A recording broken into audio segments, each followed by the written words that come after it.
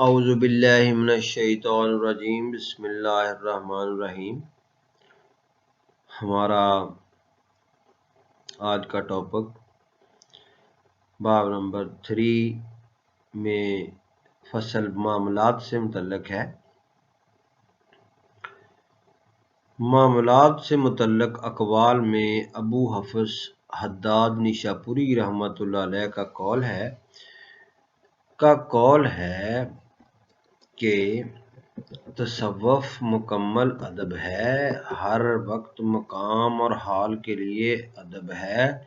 جو کوئی اوقات کے ادب کو مد نظر رکھے وہ مقام آدمیت پر سرفراز ہوتا ہے، اور جو ادب کو ضائع کرے وہ نزدیکی اور قبولیت سے دور جا پڑتا ہے اور مردود ہو جاتا ہے۔ یہ قول ابو الحسن نوری رحمۃ اللہ علیہ کے قول کے قریب ہے کہ انہوں نے کہا تصوف رسوم اور علوم نہیں بلکہ اخلاق ہے۔ اگر رسوم میں داخل ہوتا تو مجاہدہ سے حاصل ہو جاتا، اگر علوم کا حصہ ہوتا تو تعلیم سے میسر آ جاتا۔ فی الحقیقت اخلاق میں شامل ہے۔ جب تک تو اپنے اندر تلاش نہ کرے، جب تک اس کے معاملات کو تو خود ٹھیک نہ کرے اور خود اس میں انصاف نہ کرے، ہرگز دستیاب نہیں ہو سکتا۔ رسوم اور اخلاق میں فرق یہ ہے کہ رسم ظاہرداری کا عمل ہوتا ہے جو کسی مقصد کے پیش نظر ظہور پذیر ہوتا ہے، حقیقت سے خالی ہوتا ہے، اور اس کی صورت اور اصلیت میں بہت فرق ہوتا ہے۔ اس کے برعکس اخلاق میں وہ عمل شامل ہیں جو قابل تعریف ہوتے ہیں اور ان میں کوئی ظاہرداری مقصد یا فریب نہیں ہوتا، ان کی صورت اور اصلیت میں کوئی فرق نہیں ہوتا۔ مرتعش رحمۃ اللہ علیہ نے فرمایا تصوف نیک خلق کا نام ہے۔ یہ 3 طرح کا ہے۔ پہلے یہ کہ احکام خداوندی کو بغیر ریا اور نمائش کے پورا کرے، دوسرے خلقت میں بڑوں کی عزت کرے، چھوٹوں کے ساتھ محبت سے پیش آئے اور برابر کے لوگوں سے انصاف برتے اور کسی سے عوض و معاوضہ کی توقع نہ رکھے، تیسرے خود ہوا و ہوس اور شیطانی رجحانات سے پرہیز کرے۔ یہ تینوں امور درست ہو جائیں تو انسان نیک خو ہے۔ جو کچھ بیان ہوا وہی ہے کہ کسی نے حضرت عائشہ صدیقہ رضی اللہ عنہ سے پوچھا کہ اخلاق پیغمبر صلی اللہ علیہ وسلم کے بارے میں کچھ ارشاد فرمائیں، تو حضرت عائشہ رضی اللہ عنہا نے فرمایا قرآن پڑھو، خدا نے اس میں فرمایا ہے کہ اعلیٰ راہ معاف کرنے کی خصلت اختیار کریں، اچھی بات کا حکم دیں اور جاہلوں سے کنارہ کش رہیں۔ مرتعش رحمۃ اللہ علیہ نے نیز فرمایا یہ کوشش اور سوچ و بچار کا راستہ ہے، اس میں ہزل اور مسخرے پن کو شامل نہ کرو، ظاہر پرستوں کے پیچھے نہ لگو اور ان کی پورا نہ تقلید کرنے والوں سے پرہیز کرو۔ جب عام لوگ ان ظاہر پرستوں کو ناچتے گاتے دیکھتے ہیں یا جب وہ ان عوام کو درباروں میں نوازشات اور طعام کے نوالوں پر پڑے نظر آتے ہیں تو عوام تمام اولیاء کرام سے بد عقیدہ ہو جاتے ہیں، سب کو مرجد الزام قرار دیتے ہیں اور کہتے ہیں کہ یہ ہے تصوف اور یہ ہیں تصوف کے اصول۔ پہلے زمانے کے صوفیاء کرام بھی اسی قسم کے ہوں گے۔ کہنے والوں نے یہ سمجھنے کی کوشش نہ کی کہ وقت فتنہ ہے اور زمانہ آفات کا گھر، حرص بادشاہ کو ظلم پر آمادہ کر دیتا ہے، طمع ایک عالم کو بدکاری و زنا میں ڈال دیتا ہے، ریا زاہد کو منافقت کی راہ دکھاتی ہے، اسی طرح ہوس و ہوا صوفیہ کو رقص و سرور میں ڈال دیتی ہے۔ ظاہر ہے کہ ایسے اہل طریقت برباد ہو جاتے ہیں۔ طریقت برباد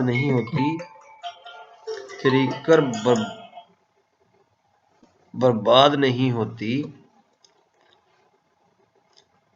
اسی طرح اگر کچھ لوگ ہزلیات کو پاک و صاف چیزوں میں شامل کر دیں تو پاک و صاف چیزیں ہزل ہو کر نہیں رہ جاتی۔ ابو قرینی رحمۃ اللہ فرماتے ہیں تصوف اخلاق پسندیدہ کا نام ہے، پسندیدہ کار انسان وہ ہے جو ہر حال میں الحق تعالیٰ کی پسند پر گامزن ہو، اسی کو راضی بررضا کہتے ہیں۔ ابو الحسن نوری رحمۃ اللہ علیہ فرماتے ہیں تصوف آزادی کا نام ہے اور آزادی ہوس کی قید سے ہوتی ہے۔ فتوت یا جوان مردی یہ ہے کہ انسان قطع علائق کرے، ترک تکلف یہ ہے کہ اپنے متعلقات اور حصے کے لیے کوشاں نہ ہو، اور سخاوت یہ ہے کہ دنیا کو اہل دنیا کے لیے چھوڑ دے۔ ابو الحسن بوشنجی رحمۃ اللہ علیہ فرماتے ہیں تصوف آج کا نام ہے بغیر حقیقت کے، اور اصل میں یہ حقیقت ہے بغیر نام کے۔ صحابہ کرام رضوان اللہ مجمعین اور سلف بزرگان دین کے زمانے میں یہ نام نہیں تھا، ایک حقیقت تھی سب پر ساری و تاری۔ آج کل صرف نام ہے بے حقیقت، یعنی پہلے معاملہ معروف تھا اور ظاہرداری مجہول، اب معاملہ مجہول ہے اور ظاہرداری معروف۔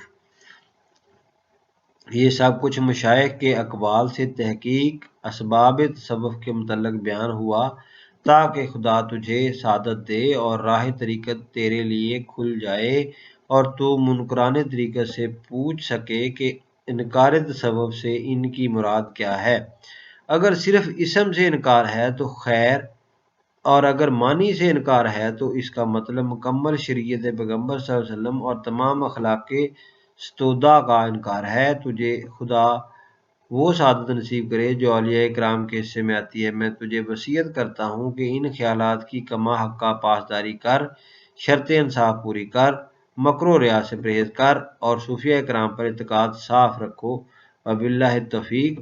ہمارا تیسرا چیپٹر ختم ہو گیا جی،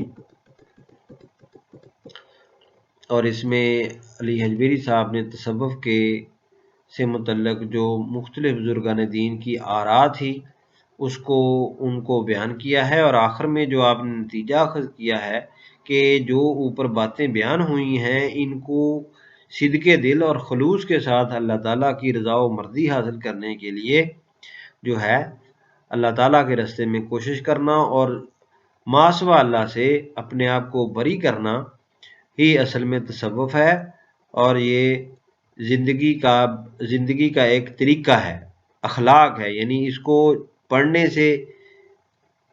صرف پڑھنے سے بات نہیں بنے گی، بلکہ اس کو پڑھ کر اس پہ عمل پیرا ہونا پڑے گا، اور صدق دل سے عمل پیرا ہونا پڑے گا، تاکہ اس میں ریاکاری، حبس و ہوا، پیسے کا لالچ، جو حکمرانی و جاہ و عظمت اس کی طلب، یا پھر دنیا داری کی طلب، یا نفسانی خواہشات کے پیچھے دوڑنا، یہ ساری چیزیں جو ہیں وہ تصوف کے اندر چھوڑنی پڑتی ہیں۔ دنیا کا لالچ بھی ختم کرنا پڑتا ہے، اور آخرت میں عقبہ کا لالچ بھی ختم کرنا پڑتا ہے۔